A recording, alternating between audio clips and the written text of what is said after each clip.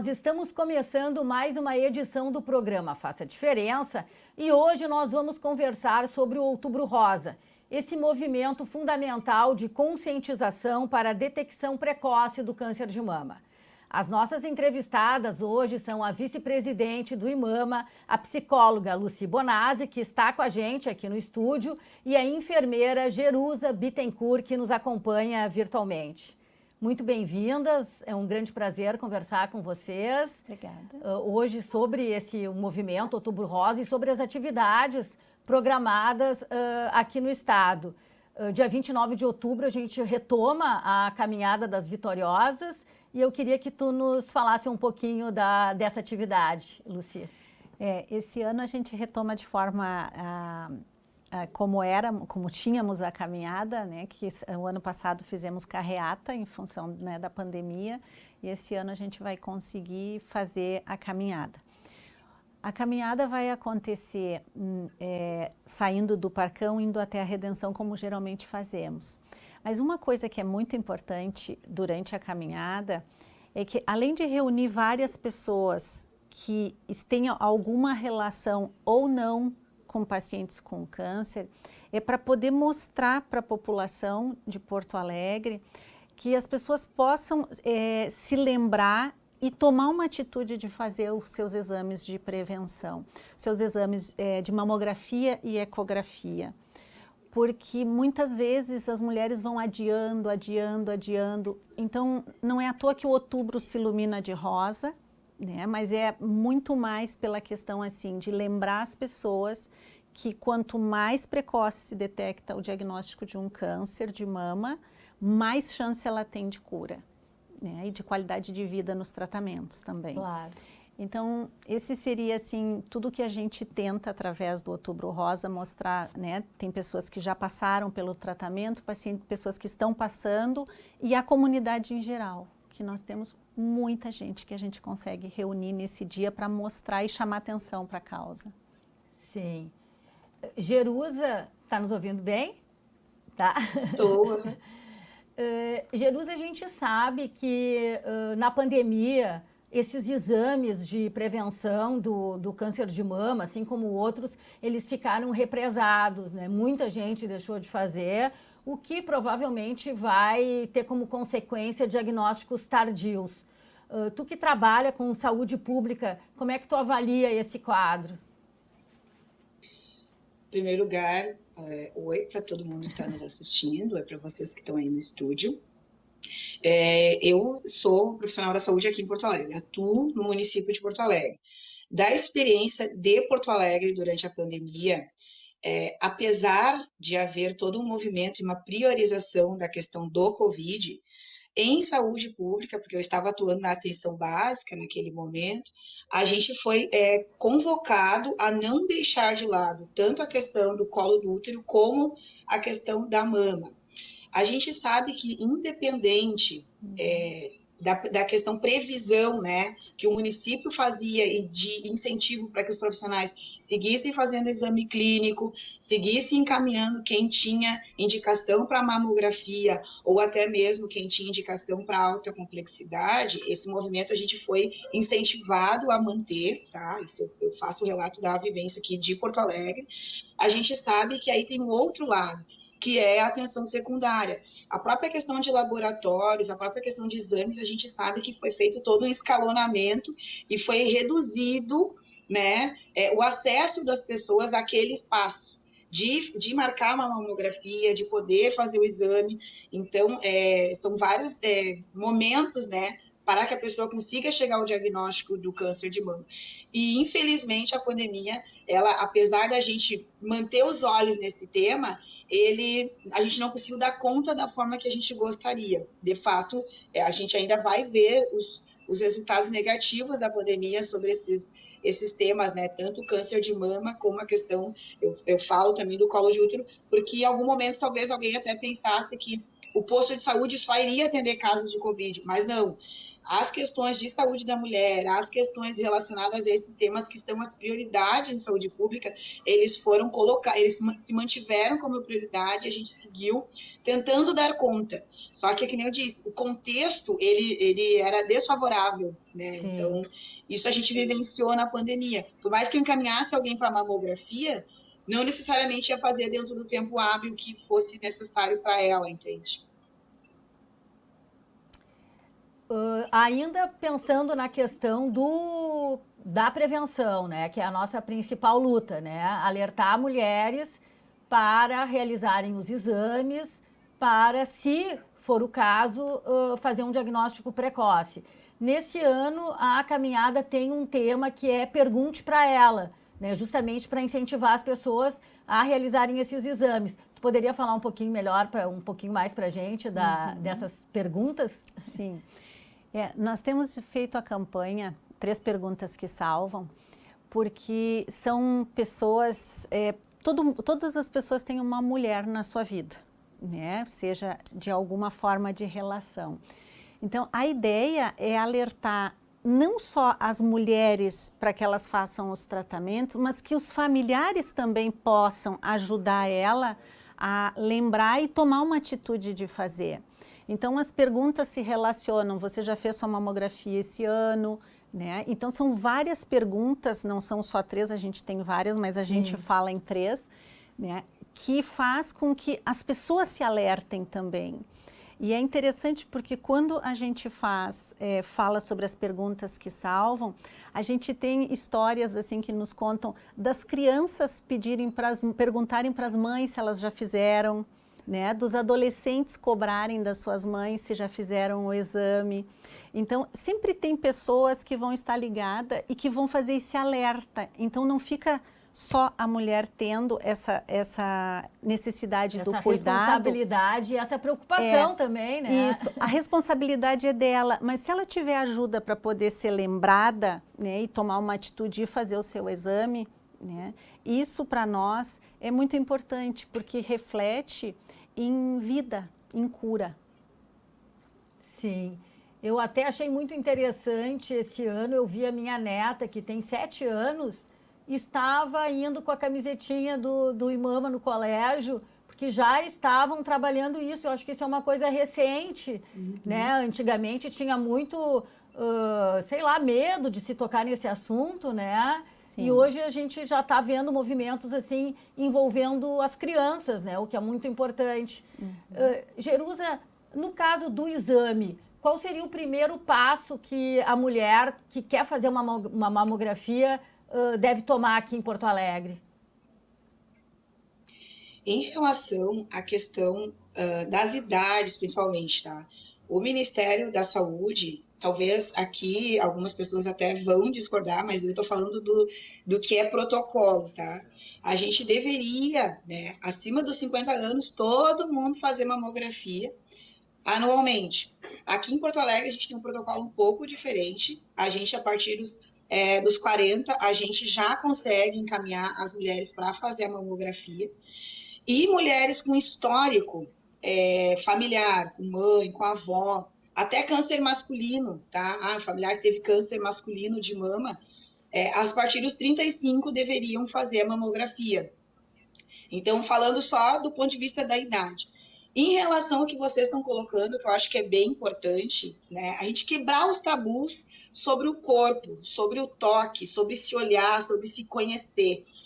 Acho interessante isso que tu trouxe da criança já na escola, eles já começarem a abordar a questão do Outubro Rosa, porque aí a gente já desmistifica, né? O nosso corpo é a nossa casa, é a coisa mais importante que a gente tem. Então, a gente não tem que ter vergonha, não tem que ter medo, tem que se conhecer. E aí, a tua pergunta em relação a quem, né, deveria estar procurando, no momento que a mulher se toca, se conhece, se percebe, se enxerga, as alterações clínicas, assim, que são mais comuns, que são de nódulo, né? A pessoa apalpar e sentir nódulo, uma coisa diferente no seu seio. A questão de sair líquidos diferentes, que não nunca sai nada e de repente de uma mama começa a ter, né, algum vazamento diferente. Isso são sinais de alerta, né? A pele no seio avermelhada ou com aspecto de casca de laranja. São sinais de alerta para que as pessoas busquem a unidade de saúde para fazer o exame diagnóstico, o exame clínico, né, para o médico examinar, o enfermeiro examinar, e também o exame de imagem, seja a ecografia ou a mamografia. Por que eu cito a questão da idade, tá? Porque é comum pessoas com 20, com 30, terem alguma... no tocar o seu seio, sentir alguma nodulação que não necessariamente seja maligno. Por isso que a gente pontua a questão da idade. E a mamografia tem essa indicação escalonada por idade, né? Então, é importante também que as pessoas saibam isso, que o exame clínico, que é o exame onde o médico avalia, ou o enfermeiro avalia o seio, ele também ajuda muito na questão diagnóstica, tá? Então, é importante que as pessoas se atentem e se conheçam e se toquem. Sim, o autoexame também faz parte da prevenção, né? Exatamente. Isso, mas uma coisa que é importante salientar é que mesmo fazendo o autoexame, né, e se pede que as mulheres se palpem uma vez por mês, mas independente dela ter histórico de câncer na família e mesmo que ela não palpe nada, que ela faça o exame anualmente, que ela procure o posto de saúde, que ela vá fazer o exame, né? Porque quando o nódulo se torna palpável, né, ele já tem um determinado tamanho, né, que geralmente é pequeno, muito pequeno, né, se ela faz os exames regularmente. Mas às vezes no palpar não aparece. Sim. Né? Então é importante, a gente salienta muito, assim, o autoexame é importante sim, mas ele não digamos, não faz com que a mulher não se preocupe e não tenha que fazer anualmente os seus exames. Sim, não elimina essa necessidade. É muito comum as pessoas dizerem, mas eu não tenho caso de câncer na família, eu sou saudável, eu como assim, eu me exercito assim, mas precisa fazer, porque justamente é isso que a gente chama de prevenção, né, de diagnóstico precoce. Né? É quando, às vezes, a pessoa nem palpou e num exame aparece. Né? A tendência é que seja muito pequeno esse nódulo. Sim. Né? Se ela fizer exames anualmente, a gente consegue fazer esse acompanhamento, ela vai conseguir com o seu médico. E apesar de como a Jerusa estava falando, da mamografia, enfim, tem protocolos diferentes, em alguns lugares a partir dos 40, outros a partir dos 50. Tem também, dependendo da questão da pessoa ter um histórico de câncer na família. Mas eu tenho percebido, não sei se é uma impressão real, que casos de câncer de mama em mulheres cada vez mais jovens. Né? Isso realmente existe? Tem acontecido? É assim, casualmente eu fiquei sabendo e acho que é um fenômeno. Tem acontecido? Tem. Olha, o que eu posso dizer da saúde pública, infelizmente tem aumentado sim os cânceres de mama cada vez mais cedo, estão aparecendo cada vez mais cedo, por isso que eu até, né, fiz a fala do que é o protocolo do Ministério e do que Porto Alegre optou, porque eu acho que Porto Alegre está mais, daí estou dando uma opinião pessoal, tá? Sim. Acho que Porto Alegre está mais adequado quando oferta com a idade menor. Porque se a pessoa pode fazer o diagnóstico com 40, por que eu vou deixar chegar aos 50 só para ofertar a mamografia?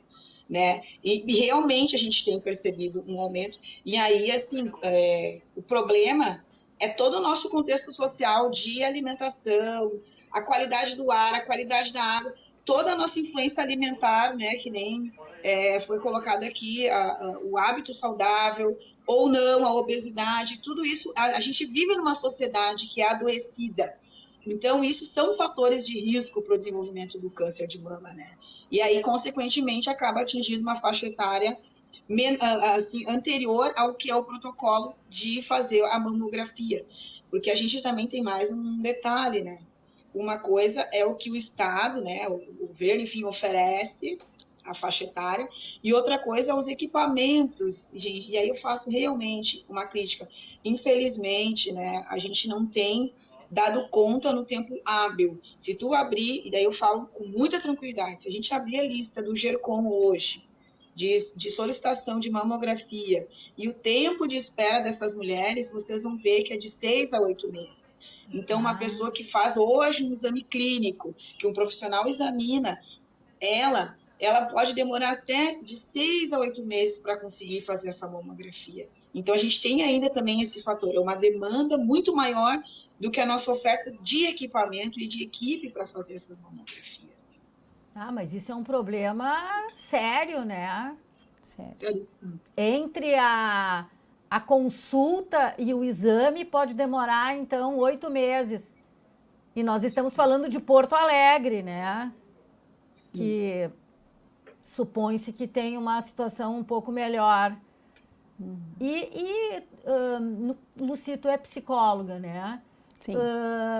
A questão psicológica da mulher que vai fazer um exame, né? Antes, vai ao médico, fica 8 meses esperando uma mamografia, eu imagino um sofrimento.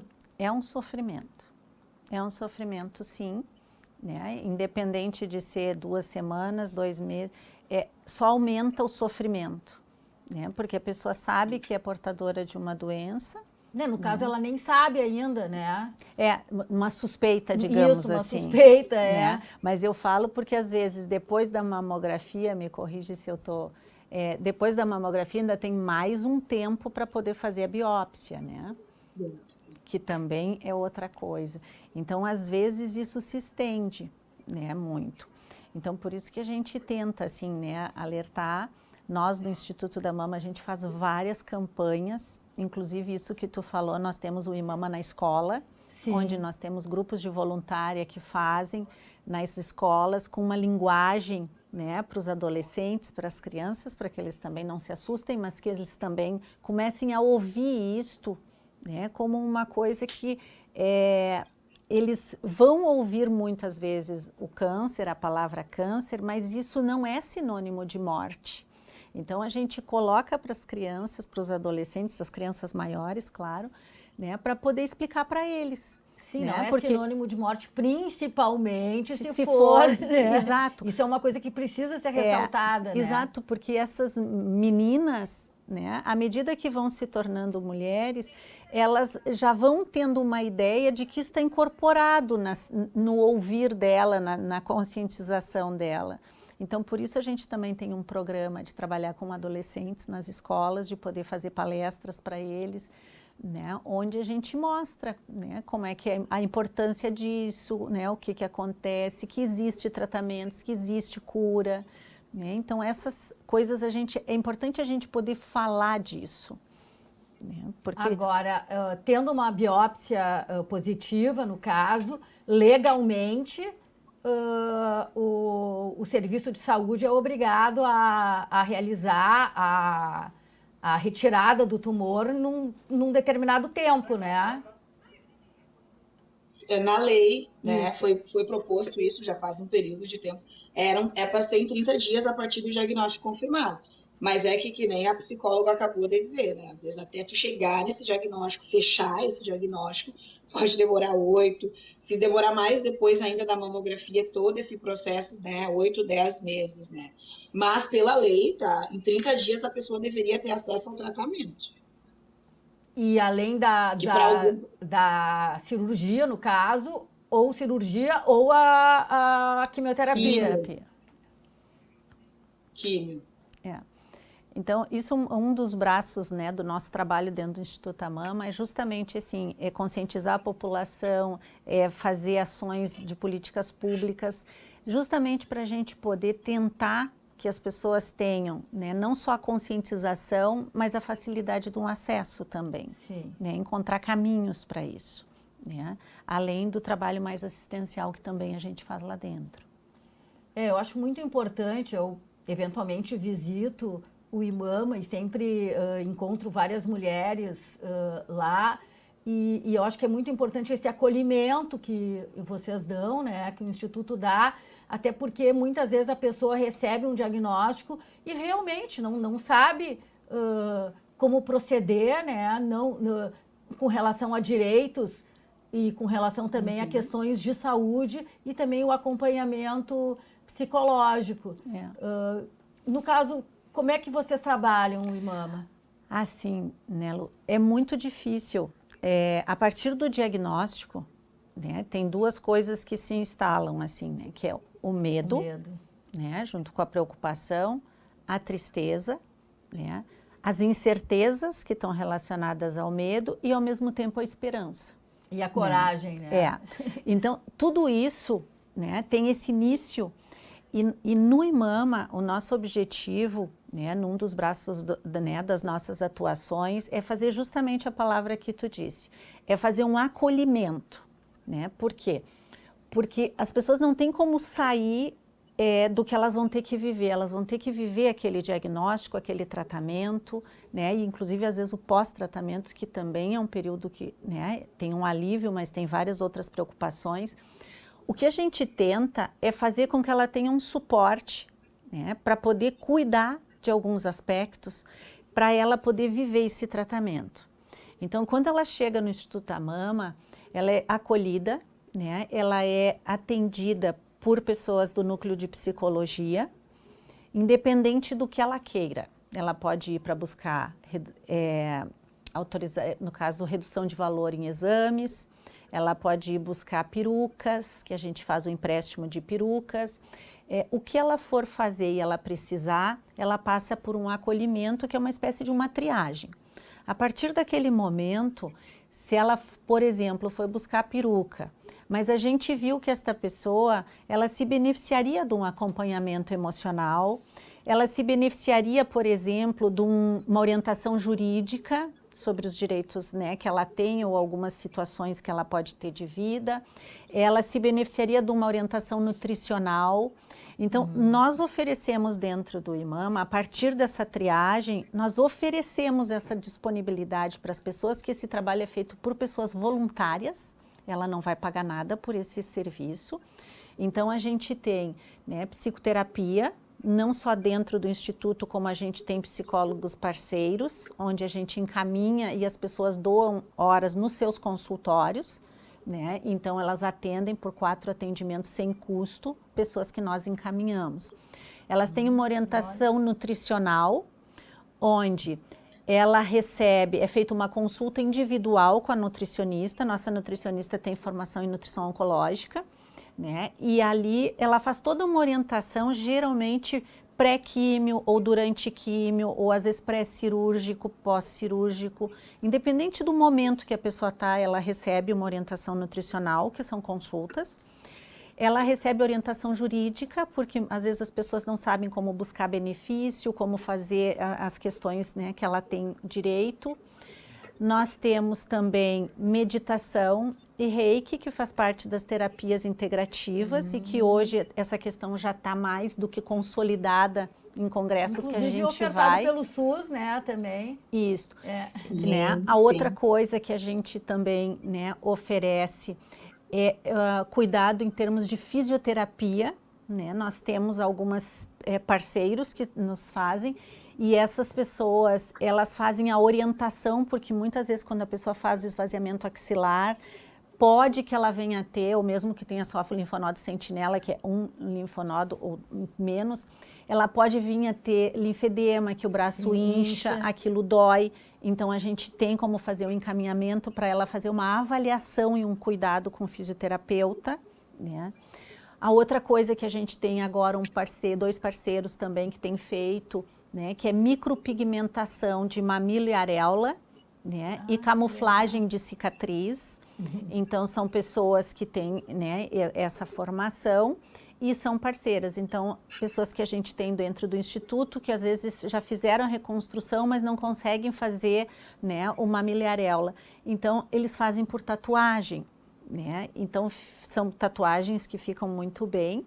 E também, às vezes, camuflagem de cicatrizes, que também ficam, e as mulheres também, isso ajuda num impacto em termos de estima. Ajuda, imagina, né? As perucas a gente oferece gratuito, nós temos um banco de perucas enorme, em que a gente recebe essas perucas por doação de pessoas que já concluíram o tratamento. Então, nós temos parceiros que fazem a higienização e esterilização dessas perucas e depois nos devolvem, a gente empresta para uma outra pessoa, ela usa durante o tratamento. Se ela não gostar daquela peruca, ela pode ir lá trocar por outra, né? Então, isso são coisas que tudo que a gente pode ajudar essa pessoa para passar nessa travessia, né, a gente tenta facilitar. Né? Nós temos um projeto que a gente chama de navegação de pacientes, que talvez as pessoas comecem a ouvir, né? E que a gente conversou um pouquinho antes. A navegação nada mais é o que às vezes já se faz sem ter esse nome, que é conduzir a pessoa naquilo que às vezes ela não sabe ainda por onde ir, qual é o acesso, o que ela pode precisar. Uma orientação. E ela recebe toda essa orientação e nós vamos acompanhando ela até terminar o tratamento. Né? Então, a gente vê se ela está fazendo a quimioterapia. Nós tivemos pessoas que às vezes têm dificuldades, né, de vir da sua cidade para fazer radioterapia, por exemplo. A gente entra em contato com a cidade, né, com a Secretaria da Saúde para ver. Então, a gente tenta ir minimizando barreiras para essas pessoas. Eu digo que a navegação é quase como caminhar de mão dada, né, com alguém que já sabe um caminho. Né? Então, é mais ou menos isso que a gente faz. A gente está quase terminando o programa, mas eu queria, Jerusa, me lembro que antes da gente entrar no ar, tu estava comentando que tinha participado de uma caminhada na época da residência, né? E como a gente tem a caminhada agora, dia 29, chamando exatamente para essa questão da prevenção, queria que tu convidasse o pessoal para participar da caminhada. Claro, com certeza. Eu acho que é um espaço assim muito rico, de muito valor para as mulheres que estão na luta, para as mulheres que já venceram, que são vitoriosas. E eu acho que foi bem colocado aqui, a rede de apoio, ela é fundamental para a luta contra o câncer de mama, para quem está, seja no processo de quimioterapia, seja pós-cirúrgico, seja no momento de diagnóstico, porque assim, a mama, né, o seio, ele é uma parte importante para nós mulheres, né? É um sagrado do nosso corpo, sim, digamos assim. Então, a caminhada das vitoriosas é a sociedade, é a comunidade abraçando essas mulheres e dizendo para elas, de uma forma muito singela, que elas não estão sozinhas. E a gente tem um outro convitezinho para fazer, que é o lançamento desse livro aqui, que está sendo publicado pelo IMAMA, que vai ser lançado na Feira do Livro. Esse livro ele surgiu a partir de um projeto que nós tivemos no IMAMA, que o projeto é esse, tem esse nome, Que Câncer é Esse?, onde se reuniu por alguns dias, foram alguns dias ali na usina do gasômetro, eventos relacionando 5 tipos de câncer. Então, eram profissionais de diferentes áreas, né, em diferentes tipos de câncer. E se fez uma compilação das palestras e ela está dentro desse livro. É interessante porque ele tem uma linguagem que não é uma linguagem técnica, né? O curso foi dado muito por técnicos, né? Foi dado por todo mundo conseguir entender. Por pessoas técnicas da área, que atuam na área, médicos, nutricionistas, oncologistas, né? Várias especialidades, mas com uma linguagem acessível para todos nós que somos leigos. Né? Então é importante esse livro, assim, é quase como se a gente pudesse oferecer para as pessoas uma forma de participar indiretamente do que a gente fez naquele episódio do Que Câncer é Esse? Né? Ficamos muito felizes de poder ter esse livro. Então tá, queria agradecer muito a presença de vocês aqui, reforçar a importância do diagnóstico precoce, da participação na caminhada e dessa atividade aqui também na Feira do Livro. E hoje a gente fica por aqui, mas você pode rever esta e outras edições do Faça Diferença no canal da TV Assembleia no YouTube, no endereço que a gente exibe aqui na tela. Obrigada e até a próxima semana, quando a gente volta a trazer outro assunto que pode fazer a diferença.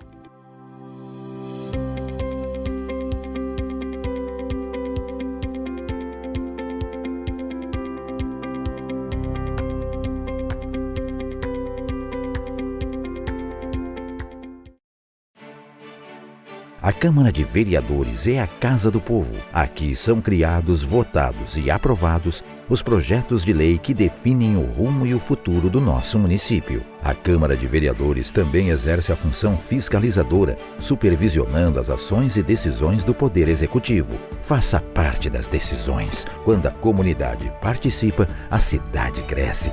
E as conquistas são de todos. Câmara de Vereadores de Passo Fundo.